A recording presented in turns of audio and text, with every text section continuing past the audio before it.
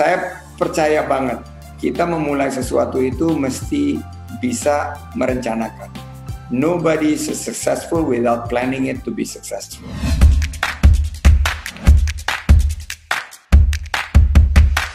Cara tentang apa yang harus dilakukan sama teman-teman yang mungkin sekarang ada di jalan, tapi terbatas, ya, atau bagaimana caranya rakyat menengah bawah ini bisa juga ikut andil. Nah, jadi saya mulai dari cerita dulu. Jadi kemarin saya ada bikin sebuah gerakan gratis untuk 5.000 orang, testing dulu kita ke 5.000 orang. Jadi mereka saya ajarkan untuk ya udah kamu kumpulkan 50 temanmu di lingkungan, kemudian dimasukin ke grup WhatsApp. Habis dimasukin grup WhatsApp, kalau ada kebutuhan Indomie dan lain, ya udah kamu pergi ke Indomaret tapi dengan APD yang mungkin 1 kali pakai atau gimana, disinfektan dan steril. Kemudian kamu kasih ke tetangga-tetangga di sekitarmu. Jadi kamu punya list produk-produk kebutuhan mereka, gak usah minta uang. Nanti mereka kan pasti akan ngasih uang tip juga kan. Kemudian dari situ kan udah ada 50 konsumen yang percaya, akhirnya kita bisa nawarin produk-produk kebutuhan lain, ya frozen food dan lain-lain. Kalau nggak ada di internet, sangat banyak sekali produk, kita tinggal cek and recheck. Dan akhirnya dari 5.000 orang itu ada 20% yang menjalankan dan berhasil, Bang. Artinya kan sebenarnya kita punya hal apapun yang bisa kita lakukan kan, gitu. Nah, mungkin Bang Sandi ada ide-ide apa yang mungkin sebenarnya sederhana aja kita bisa pakai, apalagi teman-teman yang mungkin sedang menonton live ini dan terbatas, oke, saya bukan pengusaha Bang, tapi saya pengen dapat uang minimal untuk ngisi perut aja, gitu. Saya percaya konsep itu adalah konsep pilar ketiga dari apa yang harus dilakukan oleh anak-anak muda, itu survive through ecosystems. Bahwa kita bisa bertahan menjadi pengusaha kalau kita punya ekosistem kita. Punya, kalau bicara 50 iya, tapi saya yakin, kebetulan saya punya kesempatan waktu beberapa tahun lalu memulai satu gerakan kewirausahaan yang ditujukan untuk menciptakan lapangan kerja, namanya OKOC Indonesia. Jadi itu persis konsepnya, tapi instead of 50, kita jejaring kita sekarang sudah hampir 400.000 di seluruh Indonesia. Dan konsep pertama adalah mendaftar. Tentunya mendaftar, setelah mendaftar, pelatihan. Saya percaya banget, kita memulai sesuatu itu mesti bisa merencanakan. Nobody is successful without planning it to be successful. Jadi saya yakin bahwa kita harus dapat pelatihannya dulu, paling nggak basic pelatihan. Setelah itu kita mulai usaha, trial and error. Baru di langkah ketiga itu kita dapat pendampingan. Kita dapat mentor. Saya dapat mentor Pak William Surajaya. Dan banyak teman-teman lain yang saya tawarkan, paling tidak saya bisa menjadi online mentoring mereka. Nah di OKOC ini, setelah ini baru step-step berikutnya dibantu pemasarannya, diberikan kemudahan perizinannya, dibantu untuk laporan keuangan disusun, dan setelah itu akses permodalan. Nah ini yang menarik bagi kita sekarang, konsep daripada survive through ecosystems. Ternyata ekonomi berbasis silaturahim itu bisa menciptakan peluang-peluang. Kemarin setelah ngomong mengenai frozen food, saya ketemu juga dengan teman yang konveksinya lagi down karena tidak ada order. Dengan pendekatan tadi survive through ecosystems, dia memproduksi sekarang switch pivot memproduksi APD. Dan apa yang terjadi sekarang, dia sudah bisa menjual sekitar 1.000 sampai 1.500 APD per minggu. Saya juga punya teman yang tadinya fokus di bidang fashion, dia langsung refocus pivot kemana? Ke masker. Nah ini maskernya, ya kita lihat masker model sekarang yang bisa dikasih lapisan. Ini menarik juga, bisa jadi new normal ini. Semua orang akan pakai ini gitu loh, pakai new normal untuk berkegiatan sehari-hari. Ini ada brandnya lagi. Ya jadi menurut saya Riko, the possibility is endless. Banyak banget possibility-nya. Teman saya juga ada yang ngelihat bahwa gampang banget bikin sabun ternyata. Dan kita bikin pelatihan di OKOC ini, bikin pelatihan, bikin sabun. Dan ternyata cost-nya itu per bottle is only 10-20 ribu, tapi dia bisa jual sekarang 50 sampai 60 ribu sebelum ongkos kirim. Berarti ada 3 kali margin, dan sekarang semua orang maunya cuci tangan. Tiap 2 jam cuci tangan. Sabun banyak dan sabun itu under short supply. Nah, ini teman-teman masuk juga mensuplai sabunnya, dan mereka sudah bisa homemade dengan dikasih kearifan lokal ya, mungkin dikasih serai, dikasih pandan, jadi wanginya jauh lebih menarik. Jadi I'm actually very optimistic, Rico. Sangat-sangat kalau kita memandang ini sebagai satu fokus yang bisa kita kerjakan. Saya juga punya inisiatif namanya Rumah Siap Kerja bersama dengan anak-anak muda. Bekerja sama dengan anak-anak muda, kita berikan pelatihan-pelatihan skills upgrading. Dalam keadaan sekarang kan punya banyak waktu nih, punya banyak waktu di rumah, ngapain? Ikut pelatihan online, gratis saja. Karena pelatihan-pelatihan online itu meningkatkan skills kita, dan kita bisa tiba-tiba dapat ide. Dan hal-hal itu bisa kita lakukan relatively mudah dalam confine rumah kita sendiri. So menurut saya luar biasa satu potensi yang bisa kita kembangkan di saat pandemi ini. Oke. Keren banget, Bang. Setuju. Mungkin berikutnya saya mau nanya soal kebiasaan. Kalau posisi 2016 sudah exit jadi CEO, kemudian udah makan asam garam, masuk ke dunia yang lain lagi, sampai sekarang apa kebiasaan yang sebenarnya masih terus dijalanin sampai sekarang, dari dulu sampai sekarang, yang mungkin jadi semacam kunci lah dari keberhasilan Bang Sandi? Ada 3 yang rutin, 2 masih jalan, 1 sekarang tersendat. Oke. Yaitu saya rutin berolahraga.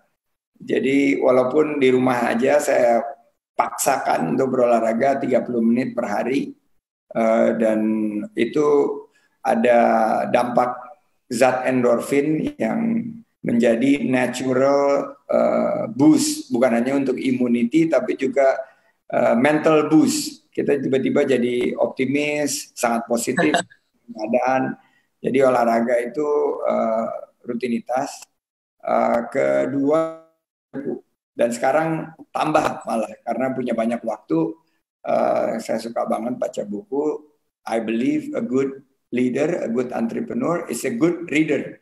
Karena kalau kita baca, kita bisa dapat wawasan, dan kekuatan kata-kata itu hanya bisa kita dapat kalau baca. Kalau kita nonton, nggak dapat kita kekuatan narasi itu. Kita harus baca memang. Yang ketiga, saya tuh sangat-sangat hobi bersilaturahim, apalagi sama keluarga. Nah ini sekarang ini karena social distancing, karena di rumah saja, akhirnya menjadi online version dari silaturahim.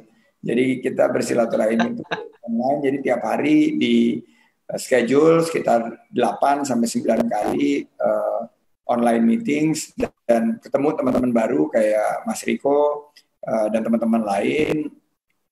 Pengen dengar sih sebetulnya, dan pengen juga selain dari Mas Riko nanya-nanya, saya juga pengen nanya-nanya dari sisi entrepreneur muda nih, umur 25 tahun.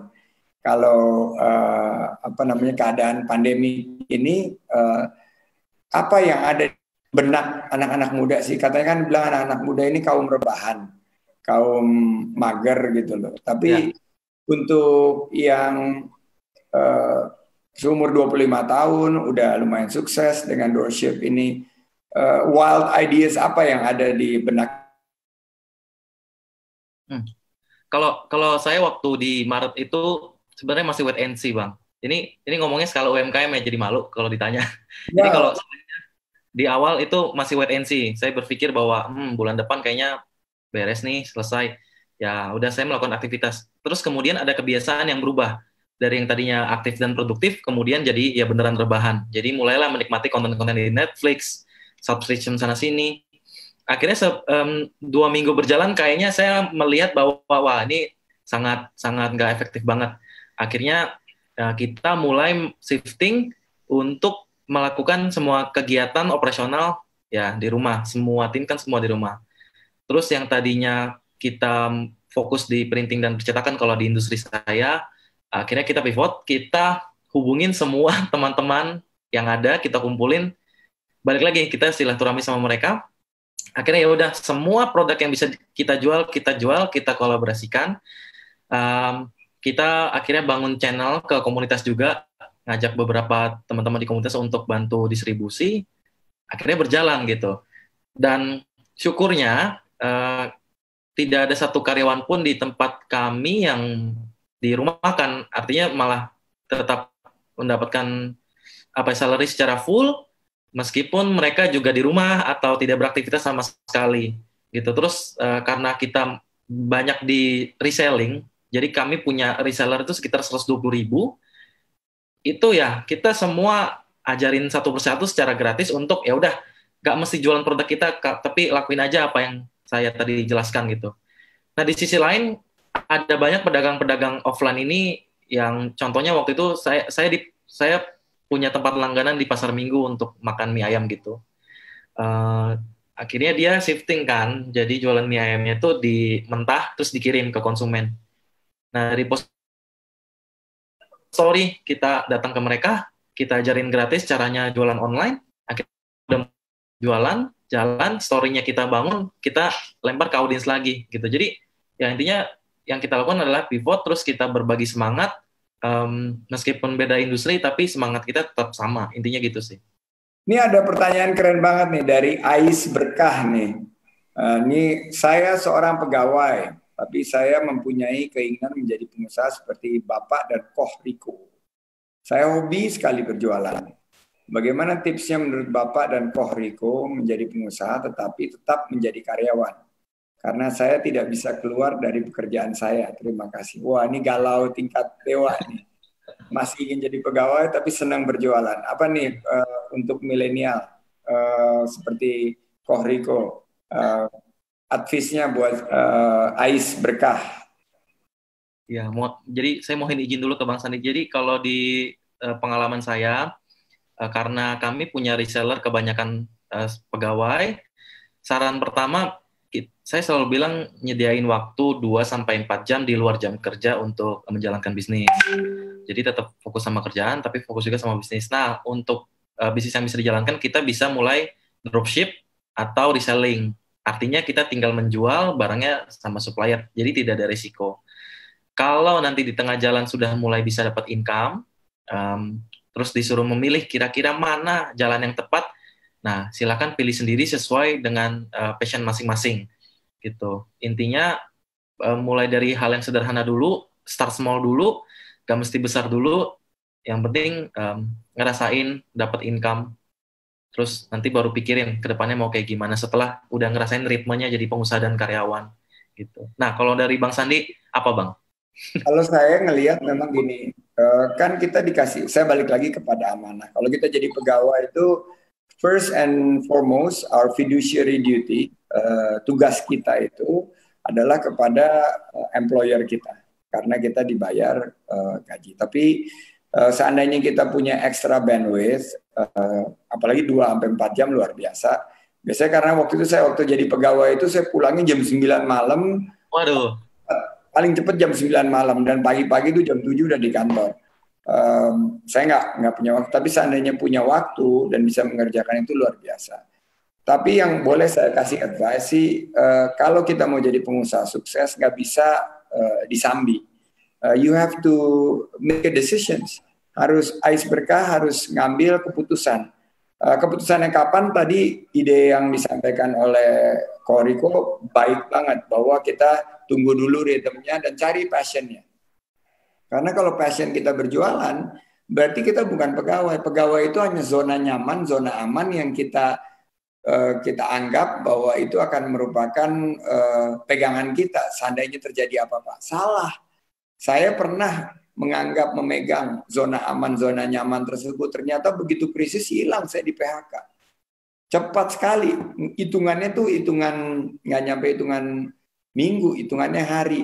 Begitu krisis mulai, saya pikir saya berprestasi, saya pikir saya punya rekam jejak bagus di perusahaan tersebut, enggak juga, langsung dapat surat yang disebut sebagai pink slip. Dan suratnya warnanya enggak pink. Warnanya putih biasa, ada di atas meja, from next week, your service is no longer required. Dan itu ya seperti terhantam, seperti tertampar sesuatu yang kita anggap akan ada terus, gaji akhir bulan, tunjangan mobil, tunjangan perumahan, tunjangan kesehatan, zero, nggak ada sama sekali. Nah ini yang selalu saya bilang bahwa harus kita rencanakan masa depan kita. You have to plan your future, dan cara memplannya itu ya dengan kegiatan-kegiatan yang follow your passion. Dan kalau passion yang berjualan, itulah yang paling bagus kalau kita kembangkan ke depan. Itu masukan saya, dan saya yakin sih sebetulnya ya bahwa kita tuh semua di setiap manusia ada DNA entrepreneur. Tapi memang entrepreneurship itu bukan profession, tapi mindset. Kalau kita percaya bahwa mindset kita entrepreneurship, yaitu kita kerja keras, kita selalu melihat optimisme, kita melihat peluang, kita bergerak cepat, kita ingin hal-hal itu dilakukan dengan efisien dan efektif, kita ingin juga memberikan kontribusi menjadi orang-orang yang bermanfaat, itu kan adalah DNA seorang entrepreneur. Jadi sukses untuk Ais Berkah mencoba formula dari Koh Riko, dan mudah-mudahan bisa berjualan. Karena berjualan itu, dan kadang-kadang sebetulnya ya, sebagai karyawan paling enak dulu adalah karena karyawan itu kan kita punya banyak teman satu kantor, kita ngejualnya di antara mereka semua. Nah, itu yang disebut sebagai survive through ecosystem. Tapi kita begitu keluar dari situ kan kita berarti bukan berhenti berteman, kita malah punya kesempatan untuk membangun ekosistem baru, network baru. Itu yang saya sebut network of network.